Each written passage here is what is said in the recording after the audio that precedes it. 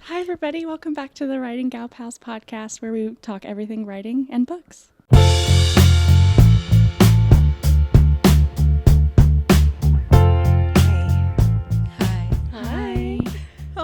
How's everybody doing? Really good. How are you? I'm okay. I would say this is the best day I've had all week. And so that's pretty great. Mm-hmm. Yeah. What makes it so great? You guys. Aww. Yep. And I lit my vanilla candles for the first time. And I love the smell of vanilla. What are y'all's favorite scents? Rose. That's a great question. Floral, but favorite rose, lavender, and jasmine. Love it. Have you tried the Trader Joe's facial rose spray? No. It's facial toner and it smells like rose. I do have their lavender hand spray. Ooh, I love sanitizer. lavender. Yeah. I like lavender too. Mm-hmm. Dang it, I forgot y'all's macarons. I was going to bring y'all macorons today. I promised Lily them the other day and I didn't bring them. I'm not going to say that I'm disappointed, but I am You not should happy. be disappointed. I'm very sorry. Favorite scents. Favorite scents. I'm actually so bad at smells. Okay. I know that's terrible, but I just never I don't hold them. It's always really hard for me to know what that smell is. I know that's so weird. Amanda, I think, got all of it. She has a really strong sense of smell. But I don't know. So something light, I guess, usually something light, but yeah. Cool. It's a terrible answer. That's okay. It was an answer, which is appreciated. I like lemon. It's one of my. It just smells so clean Wow. and fresh. Mm-hmm. And anything like cinnamon or chai tea, I love. Okay. Do you guys wear perfume that smells like that? Don't wear perfume. Me neither. neither. No. Oh. I just use You're just well, no. thought I smelled something funny. I feel like the odd man out, so never mind. No, what do you wear? Rose. Oh, yeah. Yeah. I'm a big my favorite body wash is coconut vanilla. Ooh. And I just sniff my skin all day. Okay, so now that you say coconut, I really do find myself gravitating towards things like body wash or shampoo and stuff like that have a coconut smell to it. I do that a lot. I was going through a phase where I was trying to find a signature smell because I thought that was important. Yeah. And everybody needed one. So I have a bunch of different perfumes that are mostly floral based, but have you guys heard of Glossier U? It's supposed to mesh with your pH. Oh, actually, I have heard of that. Yeah. I used it. I made my roommate used it. I made my roommate use it, and we did have kind of different scents to it. It was I don't know if it was just a placebo effect, but it did smell different for us, and I really like that one too. This episode is sponsored by Glossier. Could you imagine if it was? It's going to be great. Oh yeah. I would Manifest. ideally, if we ever got a book of the month sponsorship. Ooh. That'd be cool. Okay, I ordered my my book of the month is it's a subscription. You get a new book every month, and you can add on ones as well. And so I ordered. Oh my God, what? This is really annoying because now I'm I ordered. I can't remember what I picked for my book of the month. No, yes I can. The Infinite Seas. It's a Casey book, don't worry. Okay. But my add-on was Rebel Witch. Oh, fun. I'm very excited. I just finished that last week. I'm dying to talk to you about it. Yes. So Yeah. I will be reading that ASAP. Wait, you finished Deep End? I also finished Deep End. Okay. Yes. We can talk later. Let's talk really quick about maybe a recent read that stuck out to you, or what you are reading currently. Yeah. Because I think books are fun to talk about. Yeah. That's why we're here, right? Okay. Yeah. That's half of this podcast. Yeah. Yes. Somewhere Beyond the Sea, finally. Awesome. I was awful for a week and a half and didn't touch a single thing. But no, yeah, I'm about halfway through it. I love it, just I loved the first one, to be honest. It's great. It's really, really good so far. Is it the same character? Is it a sequel? It is. Okay. It's right after, actually. I didn't expect it to be so close to it. But yeah, so it's all the same characters. They're adding a new child, a new kid. Oh, fun. He's a Yeti. So yeah, cool. It's super, Nice. yeah, I like it a lot. So last week I went to Barnes & Noble. Andre, my fiance, had gotten me a Barnes & Noble gift card for Valentine's Day. And I was like, okay. I was reading From Blood and Ash and I was just not having a good time. And so I needed something I needed to pick me up. So I went to Barnes & Noble, and I was like just looking around for a book that like would call my name. Nothing called my name. So I went up to, actually no, I went to the desk where you can ask for books, and I was asked if they had if they had Blood in Brighthaven. Yeah. And they were like, no, we don't have that. And then I was like, okay, do you have anything else that like gives off those vibes? And then one of the booksellers was like walking me around, and she walked me around to all of these different tables. She was like, have you read this? And I was like, yeah, I've read that. And she's like, what about this? I was like, no, I've read that too. And then so eventually, first of all, she has a bookstagram. Follow her now. She followed us back. Oh, just saying. nice. But she gave me this, and this to me finally screamed yes. And it's called A Feather So Black. And it's by it's by Lyra Celine, and I like how tall the book is too. But it's like apparently a Swan Lake retelling, and it's very like you're in the folk Irish Gaelic kind of feelings, like you're in the woods, and then there's like little, not, I wouldn't say like fairies, but like little evil little fairies. You like like I'm a little hee kind of thing. And it's really fun. I'm really hoping to finish it today. So next. I'm excited to read that one after you finish it. I just finished Rebel Witch last week. Really liked it. Can't say too much, obviously. Yeah. No spoilers. I do think I liked the first in the duology better. It was called Heartless Hunter. So I think I liked or the Crimson first Moth if you're in Crimson Moth, London, yes, England. Yeah, that's so weird how they have weird. the two names. What are they about? What? So it's about one book has two different names. Yeah, it's like Harry Potter and the Sorcerer's Stone, Harry Potter and the Philosopher's Stone. Sometimes they give books different names, and like I've seen like Crimson people we Moth. meet I on didn't realize that was the same thing. people we meet on vacation is called something else too, across the sea. But it's really weird. Yeah. Yeah.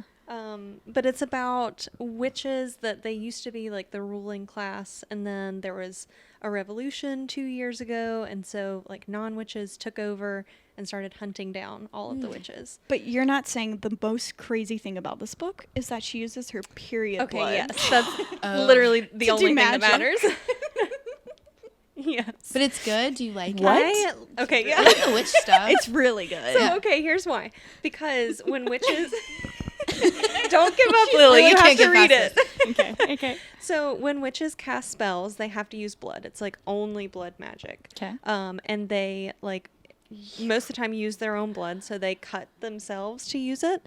And when they do, when it scars, it leaves like a silver scar on their skin. So kind of like tattoos. Oh. So, which that they used to do, like they basically had tattoo artists to give them like really pretty scars. But they're outlawed. But now they're Yes, outlawed. she you're gets it on the getting DL. So yeah, so Just she scoops it up. she's got a little diva cup. Sorry. Yes. Yeah, but you get past it pretty quickly. Okay. So, but yeah, this was the second one in that. So I liked it. I think the first one, like I said, was just a little bit more like ends on a cliffhanger, kind of fun, and then the second one it reminded me of Iron Flame, and I think you'll understand when you read it. I'm excited. As the moment the book gets in, I'm diving in. Yeah. Yeah, It's a quick very read too. I read like 200 both pages of them are in half a day. So yeah. Great. All right, Lil. I just read Any Trope But You. It's it comes out April 1st. It was an advanced reader's copy. Okay. I know. I just get arcs all the time. It's like a debut novel though by an author named Victoria Levine, and it's really, really good. It leans into the tropes, obviously, the title, but I really enjoyed like the conflict that happened because it felt very real, and it didn't feel like the third act breakup was just because they needed to write some sort of third act breakup to make it be a romance novel, if that makes sense. It was very much set in like reality, despite the fact that it was a bunch of like intentional tropes in this book. But it was really, really good, and it comes out April 1st, and I really liked it. Oh, nice. Can I go on like one little rant? It's actually surprisingly not about From Blood and Ash. Oh, is it about D-Bend? Because I wanted to hear your thoughts on that. No, it's not about D-Bend, but we can talk about Just that. go on any rants you want, please. Okay, so I am doing an audiobook like when I'm on my walks, and it's a nonfiction book. I'm hate listening to it at this point. I don't know like why I haven't stopped because I'm so mad listening to this book. It's called Didion and Babbitts. It's the back of the book sounded really fascinating. It's about Joan Didion and Eve Babbitts. They like ran in the same social circles. Joan Didion is like one of my favorite nonfiction writers, and she's a very well-renowned nonfiction writer. She has since passed, and I think so has Eve Babbitts. But this author is obsessed and literally says that in the book about like over Eve Babbitts. Okay, so she finds this letter that Eve Babbitts has written to Joan Didion, and it's basically like clearly they were going through a rough patch in their friendship. And this author said, I'm going to make a whole book about how these women who ran in the same social circles and were very well known and successful in their own different ways and pit them against each other. And I'm going to make Eve Babbitts the queen and Joan Didion like The Satan. villain. Yeah. And like she says at the beginning of this book, like, because Joan Didion, for those who have read her, is easily a lot of people's favorite nonfiction writer. And she is basically like, I'm going to show you guys who the true Joan is. And if you don't like it, too bad, so sad. Legit quote, don't be a baby about it. Call me a fucking baby. Her argument is a non-argument. It's making me so irritated. She is coming in with, she knew Eve Babbitts, like they actually knew each other in real life. Sorry, I just like swallowed really loudly, possibly. And she never met Joan Didion, and it's very clear because she's like, here's an actual real thing that happened to Eve Babbitts, and here is how I will assume Joan Didion did this. Yeah. So she's coming based on fact for one and based on assumption for the other. And I'm like, you don't have an argument. You don't have a leg to stand on. This is so infuriating. And it's not like because I die for Joan Didion, but like it's because it's just a bad argument. If she wanted to make a real argument, it would be that Didion sounds a lot like Diddy, and P. Diddy is a very bad person. That's a great argument. Yeah, Can't argue. Very logical. Yeah. So I'm hate listening to that. Okay. And I just feel like I have to finish it now because I hope to God she finds her fucking point, but I don't think she will. I looked at people's like reviews of it. I had this on my like want to read since they announced the book was coming out. And there were no reviews when I put it on there. And now it's like, doesn't have like terrible ratings. It has like 3-point-something stars. But a lot of people are like, she's just pitting two successful women who are now both dead against each other for what purpose? Because God forbid 2 women be successful. Yeah. Period. So I'm irritated. But I'm like, I'm going to fucking finish it. Because I just like need to know if I stay. If I'm humbled about it, fine. If she comes to the fucking point, I'll let you guys know. But right now, I don't see it happening. Well, Yeah. So, how Good to about know. that? Okay, should we transition from that? Today our main topic is the publication process and like, I don't know, I think just kind of exploring the difference between traditional publishing and self-publishing, because for so long, what they call nowadays TradPub was kind of the only route to go. And if you considered self-publishing, you were kind of self-published books are worse than, or are all not edited and stupid and anyone can do it. Whereas I think like nowadays, it's, in my opinion, highly respected as well. For sure, yeah. And as it should be, because traditional publishing isn't like accessible for so many people for so many different reasons. And I know we all have different goals.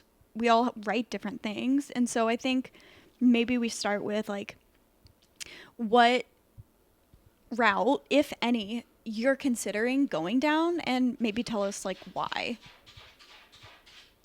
And my dogs are locked in the room, so they wouldn't annoy us, and yet they're still annoying us.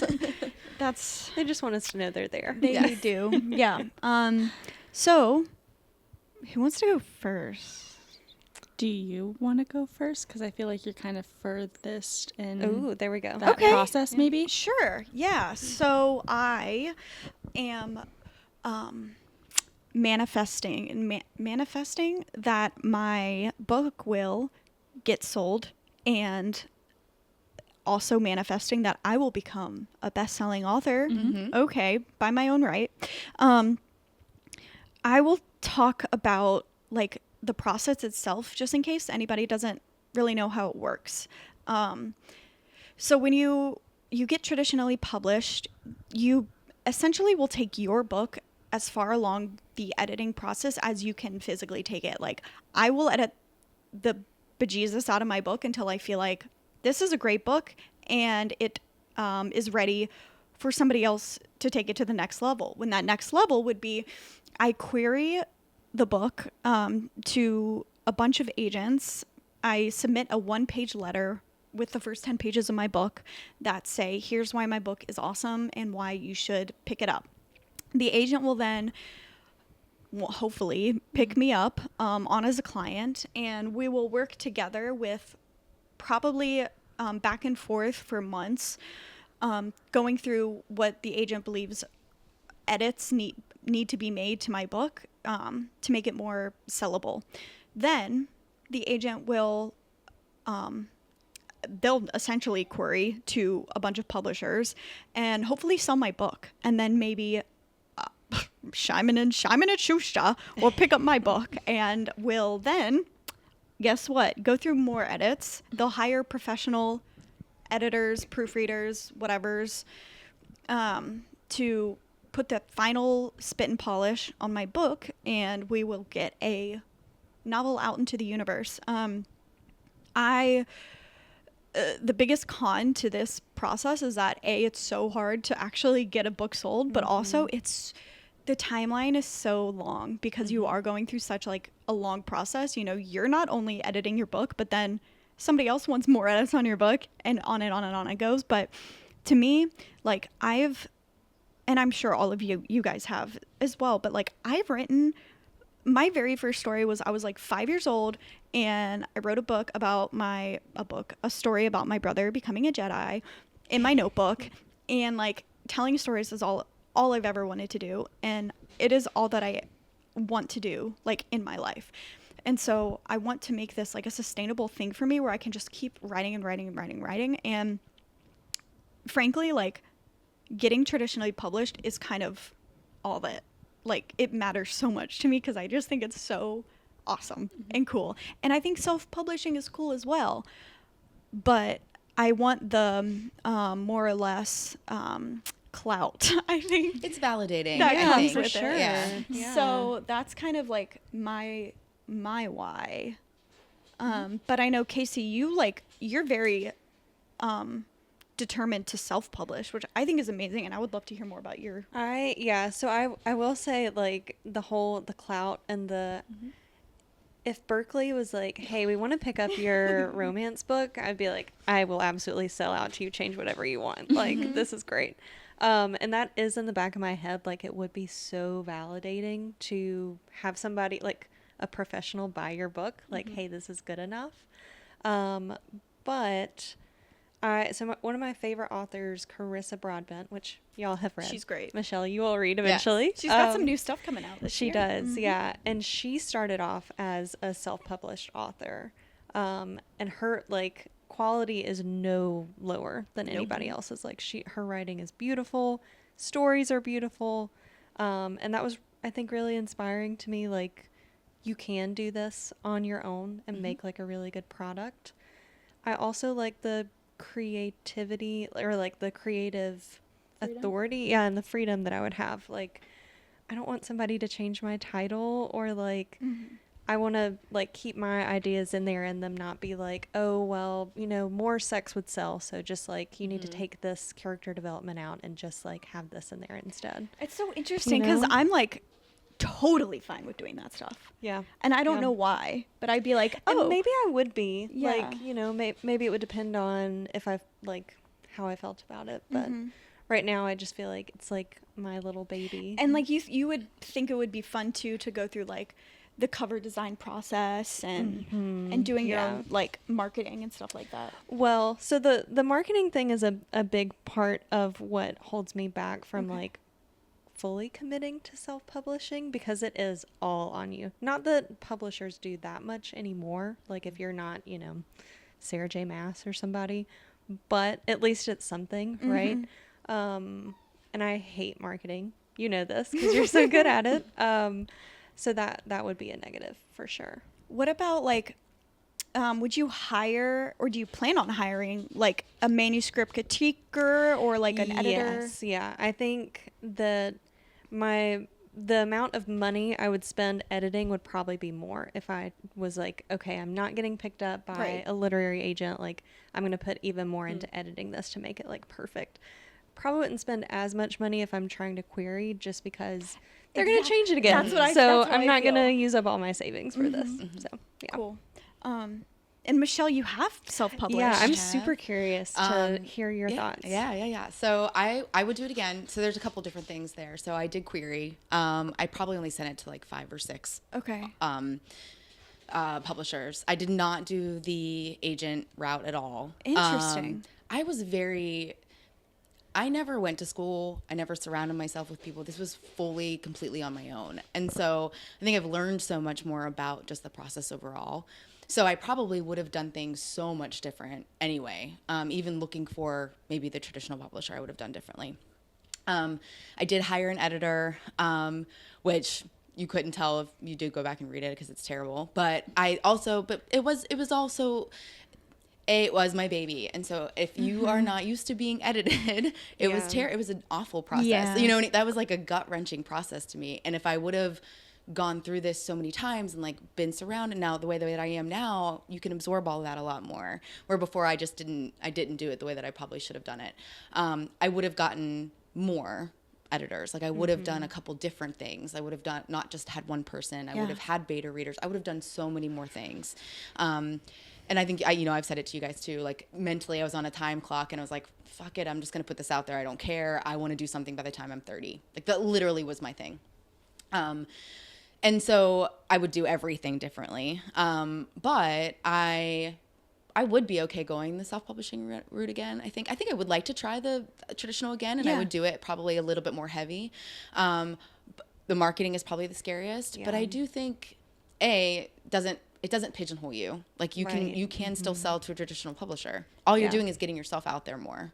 And so I love that. And I love, if I would have had the confidence in the story itself and I would have had the confidence in myself, I would have pushed it more and I would have done a lot more. And I like the freedom of that. I did the whole, the book art, and I'm not creative, like all of it. Like, but it's fun to do, and it is nice to have it in your own hands. Very, very, very easy process. Like, it really is. Right, it is. It's almost scary easy. Yeah. And so I understand why people that pick it up and go, oh, this is terrible. But if you, and I think we're all in the same boat in the sense that, like, now I know, I'm not the Joe Schmo coming up the street going, I wrote, 85,000 words, so this now deserves to be published. That's not the way it works, And so having that, knowing myself better, knowing the process better, knowing the writing process better, I would do things so differently. But I'm fully on board. I would be fully on board with self-publishing again. I would love the validation. I know, like, all of that would be amazing. Publishers, reach out to us. Like please, that would be fantastic. I would never not want to do that.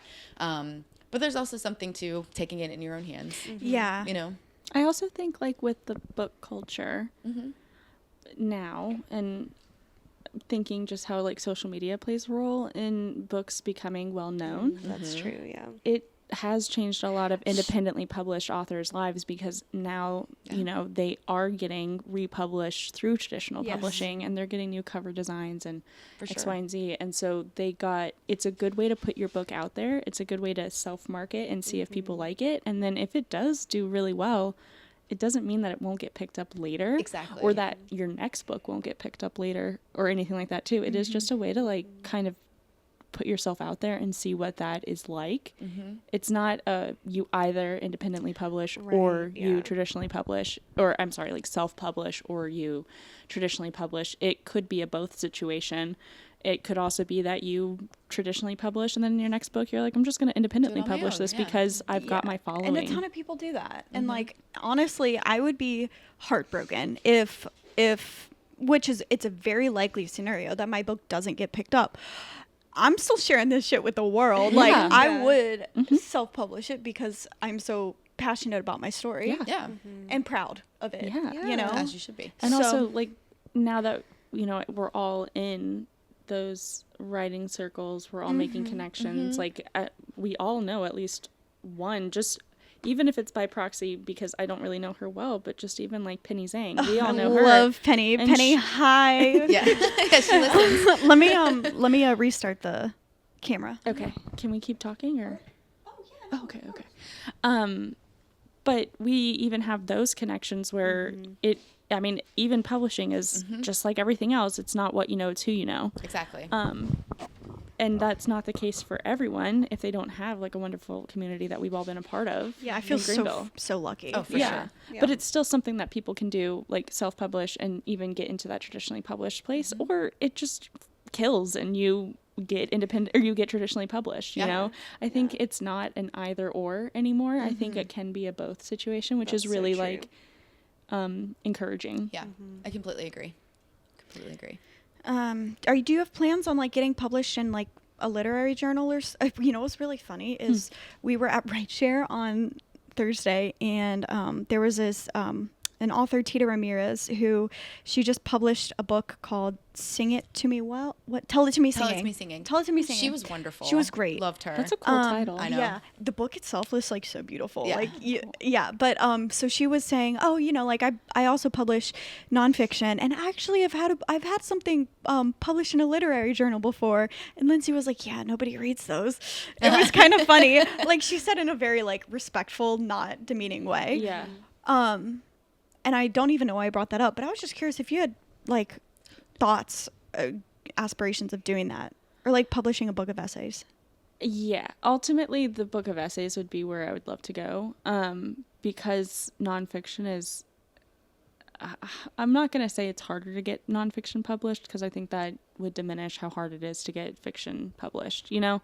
But I think it's hard in a different way because people have to really want to be looking for essays and personal essays and seeking that out. And those are different than biographies. It's different than memoirs. You know, it's the creative nonfiction world is, it's still new to me to know how well it would do, but I read a lot of nonfiction, or I do a lot of like listening to nonfiction too. When I'm like on my walks and stuff like that, I really enjoy writing it, and I would love to have a collection of essays out and have that be published. I don't know if it would be traditional or self-published. I haven't really thought that far ahead of it. Yeah. I think when I was in college, and I don't know, it's not that far off from when I was learning all of this stuff anyways about the literary, like I took a whole class on literary publications. I love them. Yeah, I do too. I have all of mine from college because we did, like at Furman they published their own literary, and so I have like 4 of them in my library and they're really cool. It's like and College of Charleston had one, and Cool. they've rebranded now. I don't even remember what it used to be called, but now it's like Swamp Pink, I think is what it's called. So that was like the thing that you did if you were going, well, and not just nonfiction, there's obviously like fictional or fiction literary magazines and public and submissions for that sort of stuff too.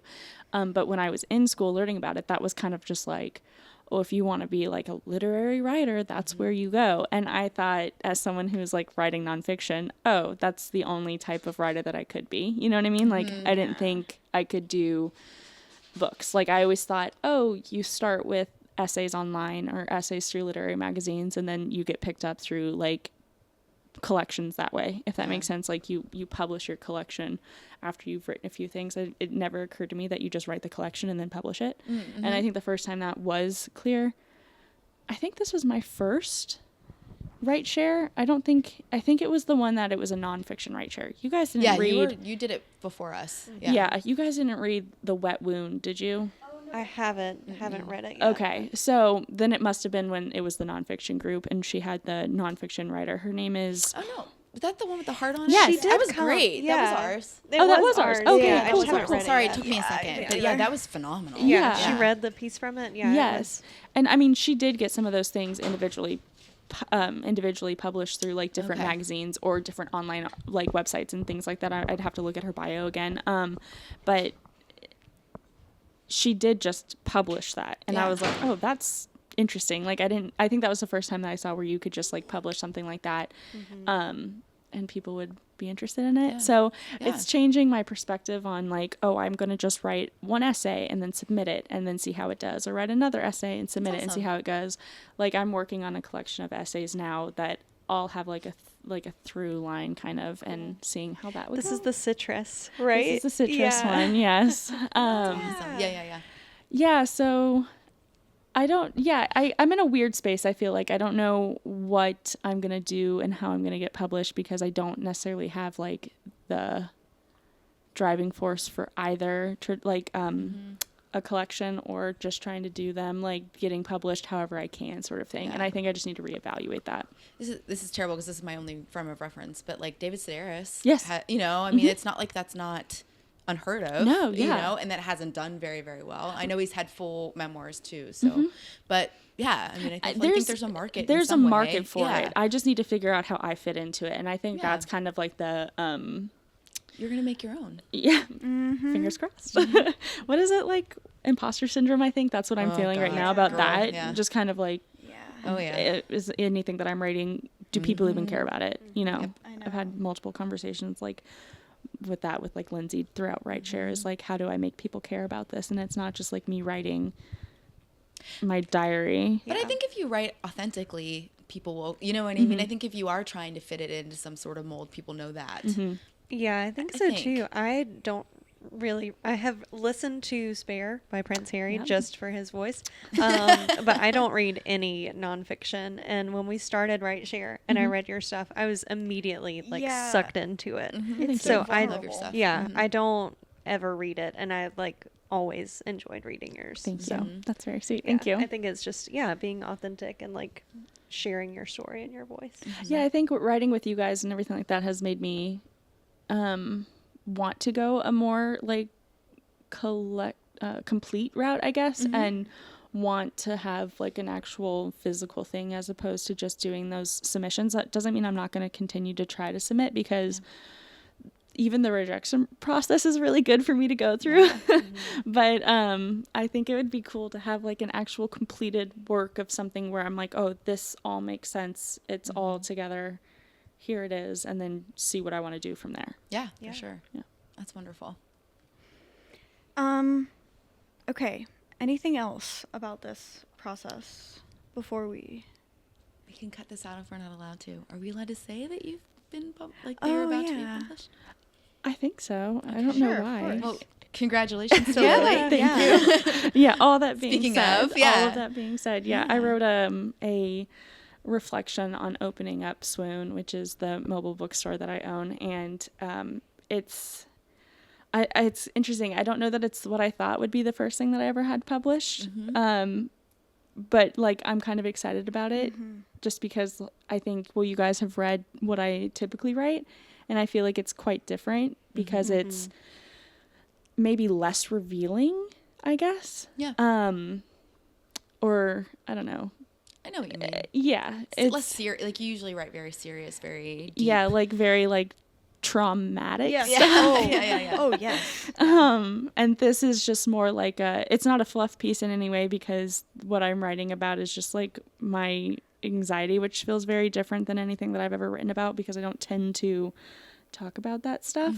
But it's getting published on Vessel, which is a local magazine to Greenville, and they write about not just like Greenville things, but like kind of what's happening business wise, inherently like Southern, inherently like South Carolina, North Carolina businesses and opportunities and stuff like that. So that's coming out March 8th, and it's on their Substack, so it's on their online platform.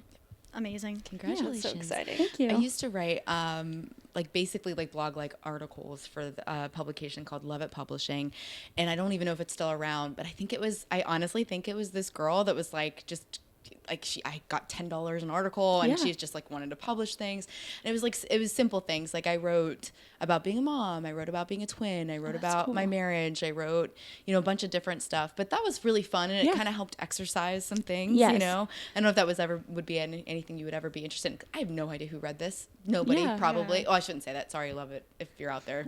I'm sure you were wonderful, but like, I was like, sure, whatever, give me $10 to write 500 words or whatever it was, but that was kind of cool. Yeah, it just feels cool to be able to be like, oh, I'm getting paid for that. Yeah. Like that's the first thing that I've written that I'm actually being paid for, and not just something that I'm writing to get exposure. So that feels really like a big, like I'm gonna have a check and I'm gonna frame it. Because right next to your swim paycheck or sale. My first like e-receipt. Yeah, swim, exactly. Like I didn't have cash, but yeah. So that's just fun to be able to like actually know that like, oh, I've been paid for that. And like when I wrote up my bio for it, I was like, this is her first publication. So that's kind of cool. You got to start somewhere. By no means like I'm starting at the bottom. Like I don't want that to sound like that, because now I feel like that's the assumption that I've given. I mean, they came in, spoke. You met them because of RightShare, and they were. She was fantastic. Yeah, fantastic. I mean, they produced some very solid. They really wonderful do. things. Yeah, they gave us all those like magazines. They're beautiful. I know. I use them as my table, like coffee table. Yeah. I do too. I think they're gorgeous, and their Substack is very like reflective of the like the physical magazine too. Yeah. And it just feels like really cool. Like Mamie Morgan, I'm obsessed with Mamie. They did a profile on her, and I'm like, oh, I get to be Yeah. like within the company of like Mamie Morgan. Yeah. Like that feels really, really cool. That's So very cool. yeah, it's really fun. It's exciting, and I'm excited for it to come out and Very cool. be out there for people. Yeah. So, We'll put a link in the show notes to their Vessel Substack for y'all to subscribe. Perfect. Just saying. Okay, so let's talk about next episode. So we had originally, so we'd planned to talk about From Blood and Ash. First of all, Lily and I, it's slumping both of us out. We are both just like, it's like sitting in the dentist chair, like having your teeth extracted kind of feelings. And then have you started, Michelle? No, I haven't. And Michelle's kind of like, she hasn't said this. I can just read it in her eyes. She's just thinking like, I would rather like bang my head into a wall, And you should. and then set myself on fire. And I personally would like to see Michelle not set on fire. Thank you. Yeah. And Casey's just along for the ride no matter what. These are just things I pick up on. Yep. So I'm kind of would like to make an alternative proposition. Let's hear it. That we read something else. My original idea, which up for debate, is like maybe we like read Twilight because Michelle hasn't never read it. My soul left my body. That gasp took everything from me. And then we could also pair it with like watching the movie, and then we have like a movie that could be book fun. analysis. Yes. Yeah. We could Wait. look at other ideas. But I'm, that's like, just giggling. the first one that came to mind. This is so exciting. And Michelle, you could borrow my copy. Oh, thank you. Okay. Thoughts, questions. I'm happy to. Auditional ideas. Honestly, like I just said I would read Blood and Ash to make it through, and Casey and I were talking on Friday, and she did give me like A pep she's talk. like, well, something kind of happens where it's not just like blah, blah, blah. It gets a little more not like above 5 out of 10 stars, but you know. I think when you guys were like the writing is not great, I thought how bad could it be? The dialogue, the way that these two characters, or well, really it's just her that I have met whatever his name is, like Hawk or something like that. But of course his name is Hawk. what is her name? Poppy. Poppy. But it's short for Penelope. Penelope spelled with a Y or something like that. Yeah. Also, Poppy and Hawk, that's not No. I don't know, fantasy names, okay? But Poppy's not fucking one of them. Poppy is a little British girl who was born in 2019. Picture, yeah. Anyways, okay. Okay, so no From Blood and Ash. It's just so boring. It's really boring. I made it to chapter 4 and I'm just like not interested in continuing, and that I don't think that I could even remotely do it in time for whenever we were to read it. Yeah. And Might I still slowly read it just to like maybe get to a point where it's interesting? Yes, but I don't think it's good for the podcast for us to just like shit talk this book, because that's where I'm at. And also my thing is like I'm just in a major life slump right now, and Yeah. I've fallen out of love with, for more or less, reading, and I just like need to read books that light my soul on fire right now. And so I'm afraid if I continue it, I'm just gonna be like, Yeah. reading is like, why did I ever love reading in the first place? Yeah. Like my next book, I've decided I'm gonna read Clockwork Prince. Oh, Like I yes. just need a book Yeah. that I'm like, oh, this is why I love reading. That's a Yeah. good one. Yeah. Wait, okay. Or Twilight. Hold on. Twilight made me love Hold on. reading. Twilight actually, I think, just did make me love reading. Just stepped on the head. Oh. Anyways.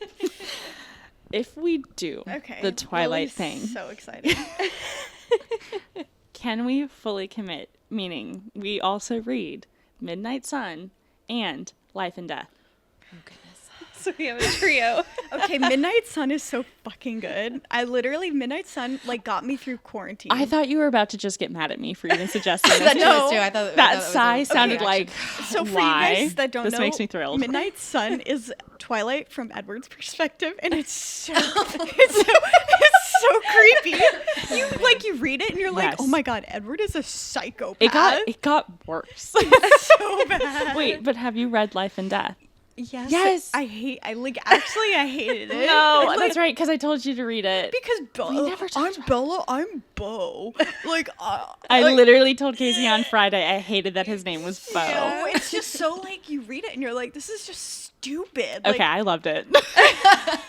Shocker. And then I know, because we clearly but like can everything else Twilight related. Like I have the movie scene by scene guide. Like in 2020 I bought the Twilight Forever box set, which is a gorgeous gorgeous It is like gorgina. DVD set. It's I stunning. have like, okay, so really quick tangent. Like in middle school was the worst period of my life. Like I hated it. Like I was so depressed, whatever. I would come home from school every day, lay on the couch for like 3 hours just binging all of the Twilight books. And those are like the happiest memories I have, like love it. reading. And then I made my mom read it. And like I remember we were on vacation in Florida, and my mom and I went on a walk, and we were just talking about eclipse, like mom, this book is so good. And she's like, I know, it's so good. And then like my mom took my friend and I to like all of the midnight premieres. Like Twilight is everything. So cute. I was telling this to Casey, and now you get to hear it too. Did you have did your theater do when Breaking Dawn Part 2 came out, did they do the Twilight Marathon in theaters? I don't think so. Okay, mine did. And I was like, Mom, because it was on a Thursday. And I was like, Mom, Twilight is playing all day in the theater. And then tonight, the new movie Breaking Dawn Part 2 comes out. Like, I gotta go. Yeah. So she was like, okay. So she let me skip school. She bought me this ticket. What a cool mom. I was telling, like, we had these like lanyards that had, I can't remember what it says, and I don't even know if I still have mine, but it's like Twilight Marathon, and it looked like the Twilight font or whatever, because we were in the movie theater all day long. And with the ticket, it was like $40, but you got multiple meals, and you were in this one theater, and they played Twilight the minute the theater opened at 11 a.m., and then around the time that movies would play at midnight, so it was like 10 p.m., they played Breaking Dawn. And I mean, by that point, the whole theater, I mean, Hyped? When, Oh yeah. yeah, Okay. we were like, no. She's trying not to spoil it for me. Thank you, Michelle, for that. This is not. Yes. No audio problems. Yeah. What do you think? What's your favorite movie? Okay, and then we'll stop. I swear. Twilight. Yeah, nothing beats the first one. Nothing beats the first one. It's so good. It's And then- so good. It's so bad, guys. My junior year of college, I went to Forks for spring break. Oh my So, gosh, that's amazing. yeah. So Okay, I'm and in. Paramore is like my favorite band. Yes. And like Decode. Choke me out. Michelle. I've read these Michelle. books and I feel so out. I was gonna say Do you love them as much? So or? I loved them in middle school. I can top your Not- mom because my grandma is the one who gave me the Ooh. books, Okay, and we read them okay, together. girl. Okay. She was Team Jacob, We big got it. time because he took off his shirt. I had a Hey, Rolling Grams, Stones poster of him, Taylor Lautner, shirtless in Are my closet. you Team Jacob? No, but I thought Okay, it was good. so hot. Okay. Michelle, you don't even know what you're in for. We gotta figure out what Team Michelle is. I know. I'm I gonna have to can't figure this wait. out. Michelle find might this be Team out. Alice, like Who is it? Actually, Yeah. as a mature me change my woman answer. of 28, Let's be let's be real. real. We are Team Charlie. Okay, yes, actually, let me change my That answer again. man has aged like a fine wine, and he was hot. I'm super So excited. yeah, so anyways. basically, let's ditch So Blood and screw Ash. Blood and Ash. Twilight's coming up, y'all. And I think we have to do it. Can we please skip Bree Tanner's book? I don't care. like honestly, who the hell cares about Brie Tanner? We're Like, gonna read that was a cash grab. the 4. We're gonna read Midnight Sun because you guys have to get it. I'm gonna commit to Twilight, and then Our next 20 books. There's this really good I have fan to be honest, fiction. I'm honestly like, There I have are. no idea. I truly don't know what to expect. Like, I avoided Twilight. I was like, I'm This not is doing gonna be this. so I'm not doing this. exciting. Okay. And so, but I'm excited to see if I love them. Okay, can we? If you do like it, I'm not saying we Yeah. have to go back to back to back. Okay. I'm saying like let's start with Twilight, and then depending on like if there's another book that we want to read, because we've already talked about books that we want to read throughout the year, we work them in Yeah. Okay. when we can. I'm not saying like we're gonna read the next 6 books are Twilight But we Okay. all the way through, Midnight Sun, after Life and Death. Like I think once we hit Midnight Sun and Life and Death, we're gonna have a debate. Oh my god! Wait! Have you guys read The Host? Yes. Yes. I love The Host. I've Yeah, read it like it is 4 good. times. Is this a Twilight thing? No, it's no. by Same Stephanie author, Meyer. but it's Oh. very different. Okay. I think it's So very different. It's good. really, I think it's, I'm not going to say it, but Michelle, I think just go into it with an open mind. I will. I promise. It's a cult classic I'm at this actually point. so excited to reread it. It's a cult classic. It's promise to have an open mind.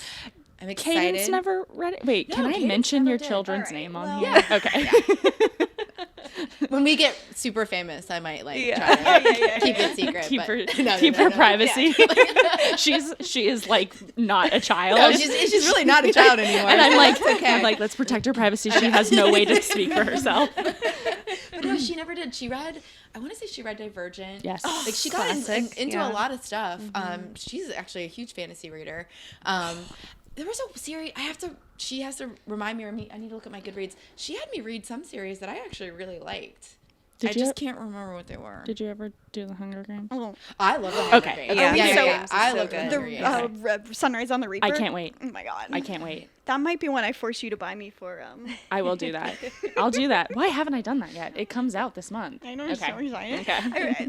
I read the. That's silly. I hadn't even read the summary until recently, and I read the summary, and I was like, God, this sounds so good. Haymitch in love. To be fair, I have not read the summary. I figured out. haven't either. I figured out it's that like- it was his Hunger Games, and I was like, that's all you need sold. to know. Yeah. The Shadow and Bones, Siege and Storm. Oh, Ruin actually, I've Rising. read the really like first those. one. I read the really first like one them. too. I didn't read Is that the the one rest. that's now on Netflix? Yeah. Yes, I'm Okay. actually planning on. I watched the first 2 episodes on Netflix, but Well, they did cancel it. they did cancel which it. is sad. But there's Right. like 3 seasons, I There- think. yeah, there's 2 or 3. So I might. What? I think I'm gonna liked it. watch I it. thought there was only the one. There's Wow. at least 2. There might be 3. I've been dying. I'm actually pissed off for the least. There's not enough young female representation for fantasy. Like all I see is just like we're a troop of men prowling around in these fantasy woods, and I'm like, I want to see some motherfucking women prowling around in fantasy woods. I need more female representation in fantasy on the television / Yeah. movie screen. I just am saying. Respect. Fourth Wind is going to be a Fourth- That's And they true. cancel Yeah. it. Fourth Wing. Fourth Wing. Sorry, guys. Wind, oh, Sorry, guys. And they canceled I the just got my ACOTAR fourth wind. series officially. They canceled it? Yeah. Wait, they I- canceled what? The ACOTAR. Oh, I know. Yeah. So I'm hoping that'll come out. Like I'm hoping Crazy. they'll do like a movie or something Yeah. instead. Oh, maybe they will. Why did they cancel it? Because TV. it had just been years, and like they had never pushed it through. I was to gonna an say actual- it was like a thing before Fourth Wing was. Yeah, and like Rebecca years Yards has for a already been like, long I've read time. multiple scripts But and nothing from Akatar. They did the same with Throne of Glass. Like they bought the rights to it and were like planning out the series, and nothing ever happened. That was in like I hope they, 2015. like, release so. the rights and somebody else can pick it up. Yeah. I have know like how this that book works. series that was announced right before the pandemic that it was being made into a movie, and it was a book series that I read as a young adult. Like it's a YA book, and I'm still waiting for them to say that they're gonna. What is it? Hush Hush. Oh, I haven't read it, but I've heard of it. Uh-huh. Okay, so what Hush I'm hearing Hush is was my as teenagers, y'all are everything. very compatible. I know, right? Wait, okay. My guilty pleasure, which, okay, you guys, this is so bad, okay? The other day, when Andre was gone, I was like, new on Netflix, Fallen. Oh my God, Is okay. this the angel? Yes, and in- the movie is like probably a 4 on IMDb. where isn't it where like she dies and forgets who he is? Yeah, she's like reincarnated kind of What? thing. But it's like the worst movie I've It's ever so watched in my cringy, entire life. but it also But like I had so much fun. Oh, all right. I think it's time to call it a close. I know. At this point, All right. people's not listening. Yeah. At this point, people's not listening. People's is just for us. Okay, we'll see you guys next time for Twilight. You are still listening. Thank you. So And much. we'll see you next time, child. Bye. Okay. Bye. Bye.